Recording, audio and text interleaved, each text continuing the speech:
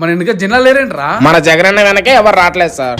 మనం ఎంత ఆ వచ్చిన ఒకరిద్దరిని ఎంటేసుకుని వెళ్ళిపోయారు సార్. 5 సంవత్సరాలు అయింది సార్, నాకు అసలు ఇల్లు రాలేదు సార్. అర్రే ఇల్లు రాలేదా? అవును సార్. చూసుకోవాలి కదా. ఆ ఇల్లే సార్ ఇది. ఎంత మంది ఉంటారు? ఒక్కడనే సార్. ఒక్కటేనా? ఆ, నీ ఏజ్ ఎంత? 79. 79? ఇంకో 2 సంవత్సరాలు చచ్చిపోయేటోనివి. నీకు ఇల్లు ఎందుకే? నడు ఓ సార్ సార్ ఏంటమ్మా? 5 సంవత్సరాల నుంచి ఒక్క జాబ్ కూడా రాలేదు.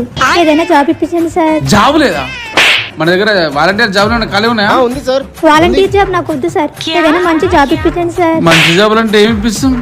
ఏమున్నాయా? వాలంటీర్ జాబే బెస్ట్ అమ్మా. అదే మంచిది.